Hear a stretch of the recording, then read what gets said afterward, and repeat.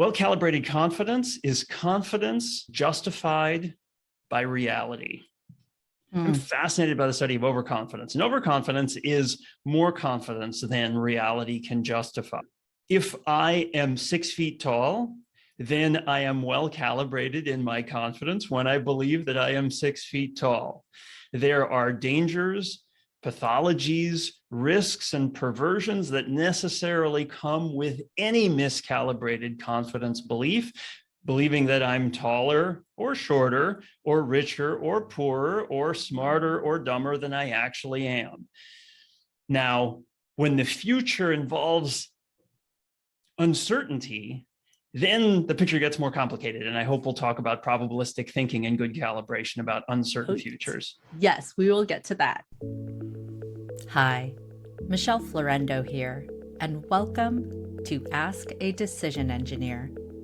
Listen in and find out how to untangle big decisions with less stress and more clarity. Confidence is a critical part of decision-making and being an effective leader.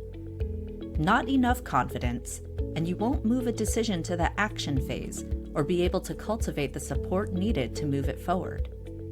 Too much confidence, and you could make decisions that unnecessarily put you and others at risk.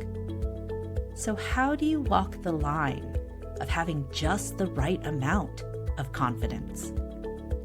Today, I speak with Don Moore, confidence expert, UC Berkeley Haas School of Business professor, and author of the book Perfectly Confident. We discuss the different types of overconfidence we should be aware of, as well as ways that decision makers can better calibrate their confidence. He'll also share insights from his latest book, Decision Leadership, which helps leaders think about how to empower people within their organizations to make better choices. By the way, please forgive the construction noise in the background. There's some major renovation work going on at my neighbor's house. Enjoy the episode. Welcome to the show, Don. I'm so glad to have you here. Thanks, Michelle. Great to be with you. I'm super excited, especially because you are a professor at my alma mater at Berkeley Haas, and I had attended Haas in the year that they introduced the defining principles, and one of which is confidence without attitude. So how perfect that they have a confidence expert on staff. So one of the things that I'm really hoping you can do a deep dive on, and I know you also have another book on decision leadership, but I always get questions about decision-making and confidence. And I think a really great place to start is, what is at stake when we aren't calibrating confidence in the right way? Oh man, a profound question with lots of potential angles. First of all, let me just say again how delighted I am to be with you and tip my hat in appreciation to you for laying the groundwork for the defining principles, especially confidence without attitude. Confidence is inherent to so many important decisions, in part because every decision depends on a forecast of the future, and a forecast of the future necessarily implies some amount of confidence or optimism in that future, raising the question of what it means to be well calibrated, exactly as you posed, central to every decision. Well-calibrated confidence is confidence justified by reality. I'm fascinated by the study of overconfidence, and overconfidence is more confidence than reality can justify. If I am 6 feet tall, then I am well calibrated in my confidence when I believe that I am 6 feet tall. There are dangers, pathologies, risks, and perversions that necessarily come with any miscalibrated confidence belief, believing that I'm taller or shorter or richer or poorer or smarter or dumber than I actually am. Now, when the future involves uncertainty, then the picture gets more complicated. And I hope we'll talk about probabilistic thinking and good calibration about uncertain futures. Yes, we will get to that. But I wanted you to actually go back and repeat what you said, because I think the definition of confidence that you present is so important. about and how it ties Confidence. to reality. Yeah. And so again, for the audience, because sometimes people think about confidence as a feeling, but for the purpose of this discussion, how should they be thinking about confidence and the definition of that?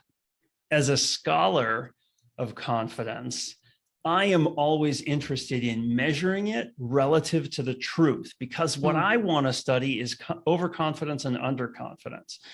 So that means assessing confidence on some dimension where I can compare that belief to some reality.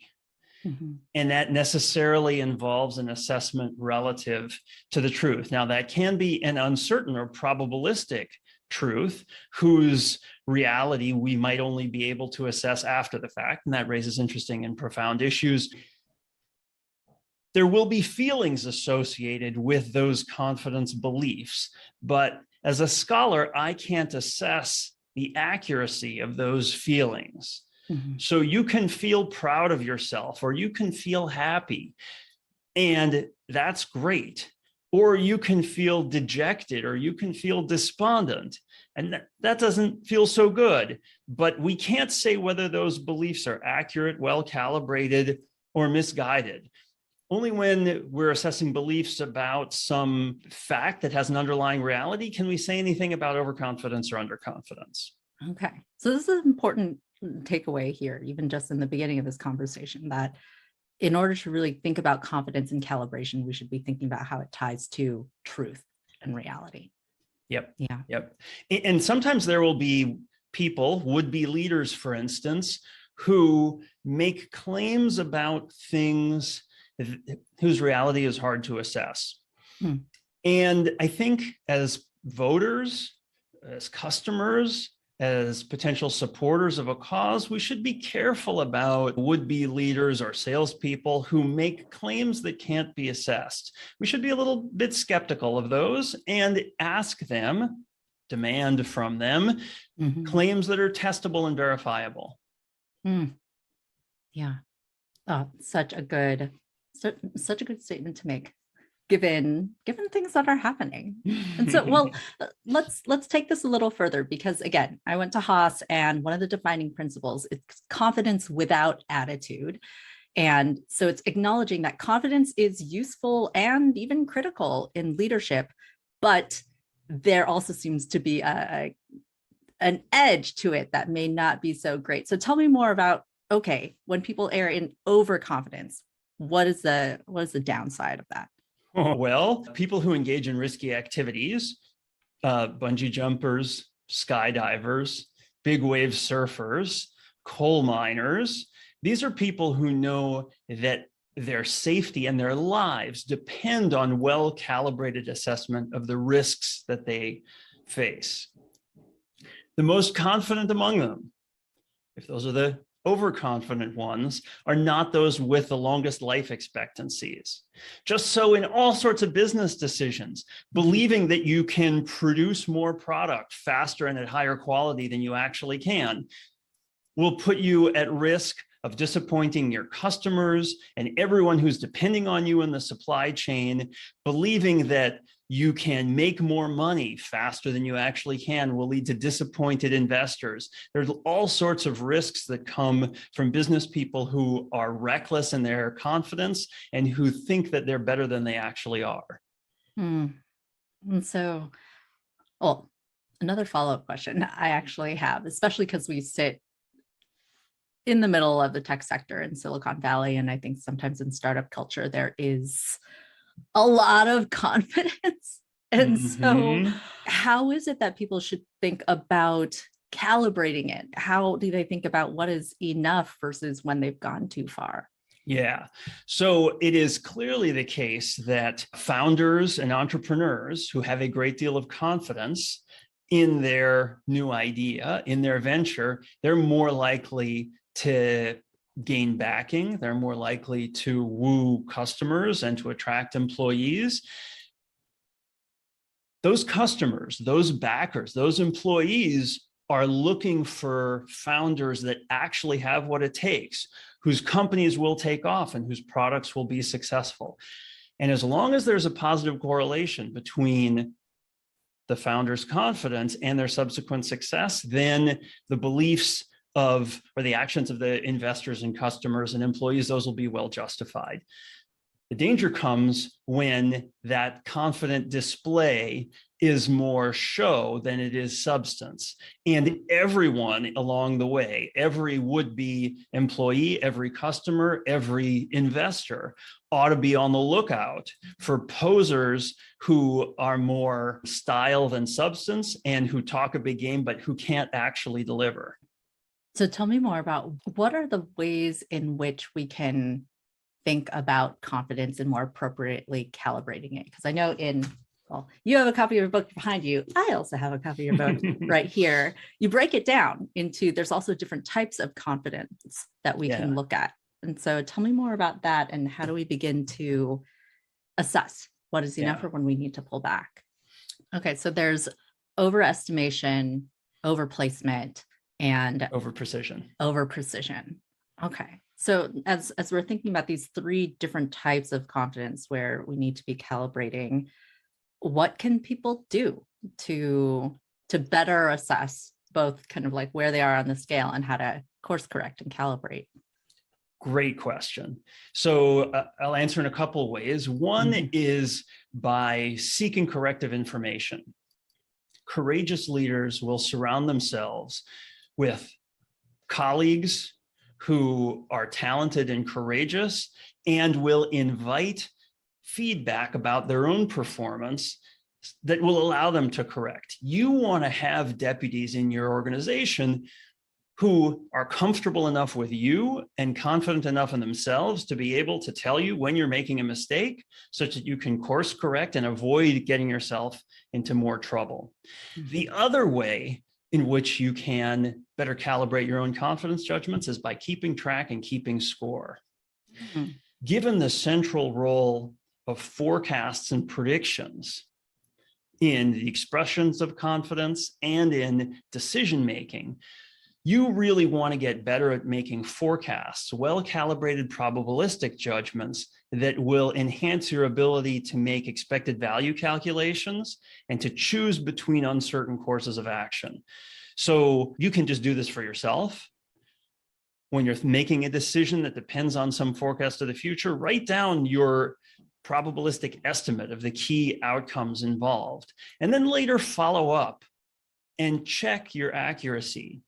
When there's something that you think is going to happen 60% of the time, does it actually happen 60% of the time? And of course, to get well-calibrated feedback across for probabilistic forecasts, you need a set of these items. But there are organizations that attempt to do this. I was part of the Good Judgment Forecasting Project that attempted to do this for the forecasters who are part of the project. Some of those lessons have been integrated by businesses and government agencies that want to make better forecasts. And there are organizations like hedge funds that try to help their employees get better at this by tracking their forecasts, their confidence claims, and then following up with them later to tell them how they've done and help them learn the association between their feelings of uncertainty and the actual likelihood of things happening down the road. Okay. And so, well, just to recap what you said, a couple things that leaders can do is that they can invite corrective feedback or even just dissenting opinions, and also creating an environment where people feel safe to do that. Because sometimes you can say, please give me feedback, correct me if I'm wrong, and people may not speak up. But this piece around tracking and closing that feedback loop, I think is also interesting because you talked about probabilistic thinking, which I don't think that many people outside of forecasting functions do. And so can you tell me more about how people usually try to predict the future versus how they probably should with probabilistic thinking? Yeah. Probabilistic thinking is so central to rationality that it's really worth understanding it well. Probabilistic thinking, go ahead. Backing up, because I think you and I both know what probabilistic thinking means, but for our audience, can you go ahead and just provide a quick definition? Yeah, it just means thinking in probabilities, admitting the uncertainty in key elements of our decision. I mean, a really simple example is, of course, a coin flip. You don't know how it's going to come out when I flip the coin. It could come up heads or it could come up tails. Right. And thinking probabilistically about that outcome entails admitting the uncertainty. There's a 50% chance of heads and a 50% chance of tails. It's kind of like predicting the weather, like 20% chance of rain versus it's going to rain or it doesn't. And then when you close the loop, therefore, if it didn't rain, it's less about, oh, I got it wrong, but well, how close was the probabilistic forecast? Exactly. And thinking through those probabilities is essential to making decisions when the future involves uncertainty. And it almost always does in some form. Right. Yeah. So thinking probabilistically not only helps you make more rational decisions now, but helps you think more rationally about decisions that you made in the past. So if Michelle, for instance, I were to offer you a bet that said, I'm going to flip a coin, and if it comes up heads, I'll pay you $200. If it comes up tails, you pay me $100. How does that sound? You want that bet? Is it a fair coin? Yeah, it's a fair coin. Oh, well then, yes, I get $200. It's one way, and then I pay you $100. Yes, I will take that bet. Awesome. Okay, so that is a positive expected value bet, which a rational person should take every time it's offered. Because it's 50% chance I get $200, 50% chance I give you $100. Exactly. If you do the math, I end up ahead.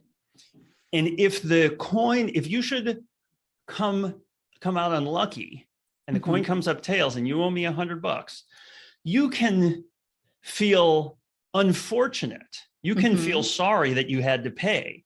Yeah. But what you shouldn't ever do is feel stupid for having made a bad decision. You made an excellent decision, and an unforeseeable event left you with the short end of the stick.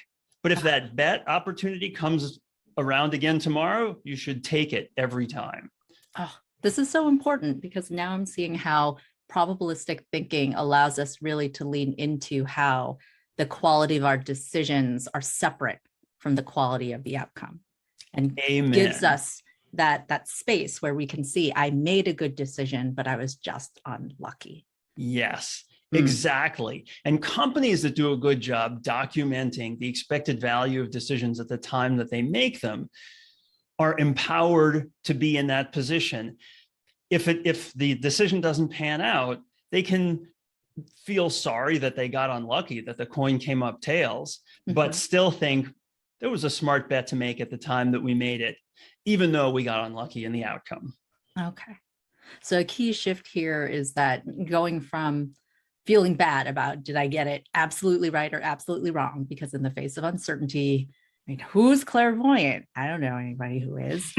Move into probabilistic thinking so that we can calculate expected values, because that'll help us better calibrate our decision making. After the fact, there is a psychological risk that you have to be attuned to, and that is the hindsight bias. There will be people at your company who say, I knew that was going to happen. How could you have made that dumb bet? But if they didn't bet on that outcome ahead of time, you can't be sure whether they actually knew or whether they just convinced themselves that they knew after they saw the outcome. And it's the importance of documenting the process. So at the point at which we're making a decision, document, what is it that we knew? How are we thinking about our prediction? And then check it. Exactly. Companies like Amazon try to document the inputs into a decision before the decision is made with their famous 6-page memos, where the executive who's championing some decision has to try to make the case to the other key decision makers involved. Here's why this is worth our time and attention. This is why it's a positive expected value bet that we should want to make, even though we can't be guaranteed of success. It's funny because the call I was just on was actually with a number of people who I coach at Amazon. And they do the other thing that you mentioned too. One of their principles is to engage in that debate, right? Yeah.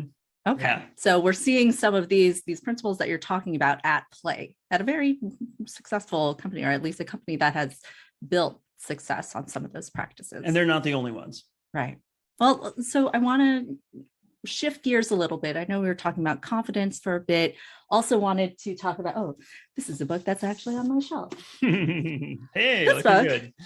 Decision Leadership, and talk more about, okay, how is it that leaders can better cultivate these environments where people can make better decisions? And so first, I wanted to see where you stand on the intuition debate, because I think for a long period of time, there is this belief that great leaders had great intuition, and that's what made them really great at decision making. And so what are your thoughts about intuition and where it should play in the decision making process? Thanks for that invitation. Max Bazerman and Max who's co-authored Decision Leadership with me, see intuition as essential for good decision making. So the brain's intuitive processes represent a massive parallel processing system that is really useful for doing all sorts of things automatically.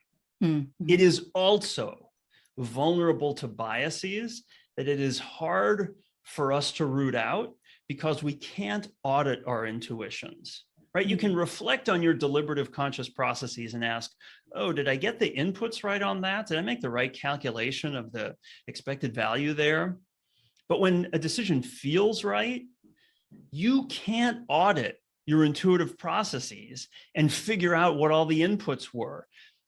Are you dubious of a business opportunity because the person on the other side has earned your distrust and you should be doubtful of the guarantees that they are making? Or is it because they look different from you, or they sound different from you, or maybe your lunch has disagreed with you, or maybe you didn't sleep well the night before? Well, if you're just relying on your intuition and you can't trace the origin of that bad feeling, it makes it dubious as a reliable source of information for a high quality decision. Now, all of us have to rely on intuition because it is so fast and efficient.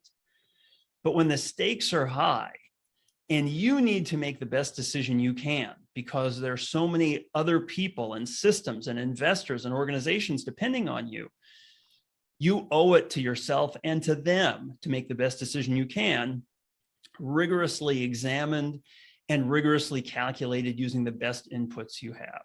And so with these bigger decisions, it's worth it to engage in this more deliberative process. And to what you said, yes, intuition has some benefits and it's kind of a black box. Reminds me of some of the debates on AI and bias too. When we cannot audit, we cannot calibrate. Yep, and that ought to make us worried about our ability to assess its quality. And so, go ahead. I was just going to add that there is a voluminous scholarly literature documenting the imperfections of intuition. There are lots of judgments that feel right because they appeal to our intuitions, but that are predictably biased. Where, for instance, we will overestimate the probability, our intuitions will overestimate the probability of recent or memorable events. Right after a terrorist attack, you'll drastically overestimate the risk of terrorist attack. Right after an earthquake or a wildfire or a hurricane, people buy more insurance because their intuitions make these risks feel scarier when their actual probabilities haven't gone up. And so tell me more about what are some of, before we talk about how leaders can influence decisions within their organizations, what are some of the key things that leaders should keep in mind as they are making decisions? Yeah. So, I mean, we've been talking about some of the basic principles already. I'll just return to the most central element of wise decision making, and that is picking the option with the highest expected value. So good leaders will want the wisest inputs into their decisions. They will want to use the best information that they can and assess it in the most objective way they possibly can, keeping in mind that leadership is an inherently interpersonal activity and that leaders' decisions affect lots of people beyond themselves and their organizations. Beyond themselves, another Haas principle, just saying. Exactly, stuck that in there. But effective decision-making for leaders is necessarily ethical insofar as it affects other people, organizations, and stakeholders around them. And so thinking about the ethical implications of their decisions is part and parcel of making effective decisions for leaders. And so, like you said, inherently, these decisions are impacting a lot of people, and the people impacted, or even the Earth or other entities being impacted, deserve a deliberative process. Yeah. And those may be non-human entities, though, that might be The natural environment, for instance. Resources. Yeah. And so one of the other things that I've heard you talk about is this concept of leader as decision architect. And so actually, for the audience, go ahead and define, what does it mean to be a decision architect? And then go ahead and tell me more about what that looks like. Yeah, decision architecture is a concept that owes itself to the important book Nudge by Richard Thaler and Cass Sunstein, where they noted how the circumstances surrounding our decisions can often influence the way that we approach those decisions, where the classic example is a restaurant menu or a cafeteria layout, where there has to be some food that's first on the menu or in the front in a cafeteria. And the cafeteria designer is the decision architect who influences the decision of diners about what option to consider first. Now, where things get placed on a menu of alternatives will influence the way that they're considered, those options are considered, sometimes in positive ways, sometimes in negative ways, but there's no neutral decision architecture. There has to be an architect who makes decisions about how people will encounter the options before them. Okay. And so the decision architect is basically creating that environment within which people are making decisions. And by nature of how that environment is designed, it may cause people it will affect the decision processes as people engage with them. Yep. And so how can leaders positively influence that decision architecture? Or what are some of the key things that you're highlighting in that book that leaders can do? One of the simplest nudges is a default. The outcome that occurs when a decision maker declines to make an active choice. This happens, of course, all the time in life, where, for instance, your investments, your retirement investments, there's often like a default investment allocation that your retirement plan will put you in if you don't choose which investment vehicles you want to select. When that default is a money market fund, basically a savings account where your money just sits, that's terrible. You're failing to capitalize on the potential benefits of market investment. Better default allocation is to default the investments into some low-cost index fund whose returns can be expected to be fairly positive over the long term when you're investing for the long term for retirement. So employers have switched to defaults that put employees' investments into low-cost index funds and also default them into savings plans that will provide enough savings for them to be able to retire on. Okay.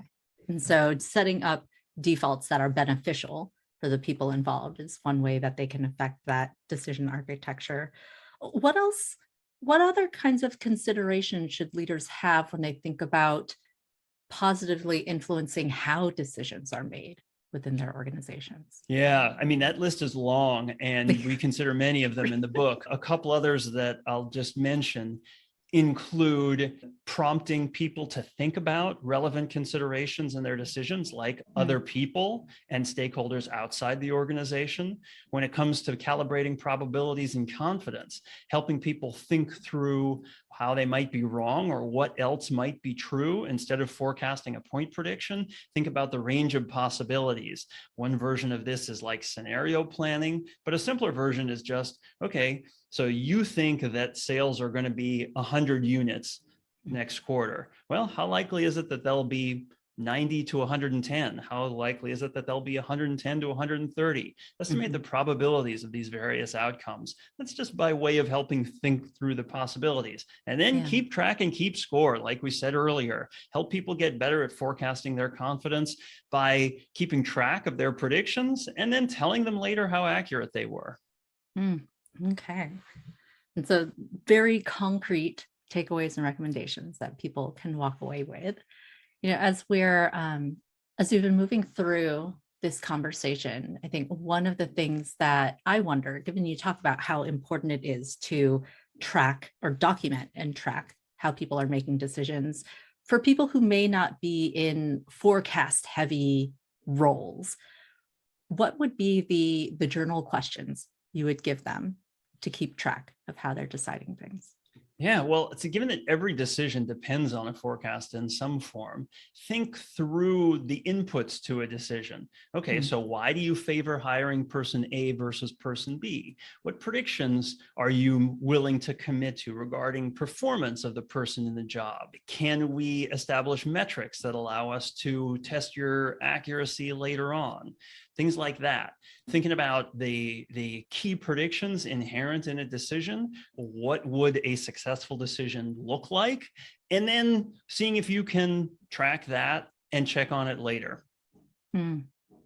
It's interesting, as you were naming some of those things, I was thinking about some of the links that we in the decision analysis world think of in decision quality. And so what are our objectives? Like, what is it that we care about? What are the options? Can we go beyond the obvious? And then the information piece about predictions. What predictions are we making? How do we think about possibilities? And then the reasoning piece, sound reasoning and identifying, okay, you had talked earlier about like, what are some of the biases we might fall victim to? And also how can we invite others into the process? It's worth admitting that once you accept the probabilistic nature of future uncertainties, like the natural impulse is to try to gather more information to reduce those uncertainties. And that is a laudable impulse. We should want to reduce the uncertainties in the future. It would allow us to make better decisions. At the same time, we should admit we'll never be able to reduce those uncertainties to zero. And we should also be aware of the risk of analysis paralysis, that by encouraging people to get more and better information, to be rigorous and quantitative in their approach to decision-making, we run the risk of inviting them to dither endlessly while they gather more information and attempt more elaborate calculations. And there's a real cost to that too. So often there is a benefit to speedy action, and there's just the opportunity cost of the decision maker's time and energy. So choosing when to stop collecting more information and make a decision based on what imperfect information you have, that's perfectly rational too. I'm so glad that you said that, because again, I think that we live in a world that, because we're just surrounded by data and there's actually increasing amounts of data that are available and increasing capacity to analyze that data, we want certainty, but that certainty doesn't exist, right? And so the best we can do is engage in a deliberative process, maybe move the needle, take some of the recommendations that you gave us to move the needle a little more so that we can at least improve on what we're doing. But at the end of the day, we need to make a decision. We need to commit to action in the face of uncertainty. Yeah, there's another risk that I see in my students when I talk to them about rational decision making, and that is that by encouraging them to think rigorously and quantitatively about their decisions, they too often wind up focusing on those decision outcomes that are easier to quantify, like money. And especially being in a business school, it's easy to focus on the financial consequences of decision making. But any rational decision maker will admit very quickly that that is a woefully incomplete calculation, that we care about so much more than just money. We care about how other people view us. We care about comfort and enjoyment and safety and human rights and respect and lots of things that are hard to quantify. That doesn't mean that they're illegitimate as inputs into a decision process. On the contrary, those important things are very important, and figuring out how to quantify them, however imperfectly, is necessary for rational decision making. Yeah. I'm reminded of a conversation that I had with Ralph Keeney, who has done a lot of work on multi-attribute decision making. And so, yes, to not limiting ourselves to the things that are easily quantitative. Any last words or any parting words of advice for decision makers and leaders who are cultivating environments for good decision making in their organizations?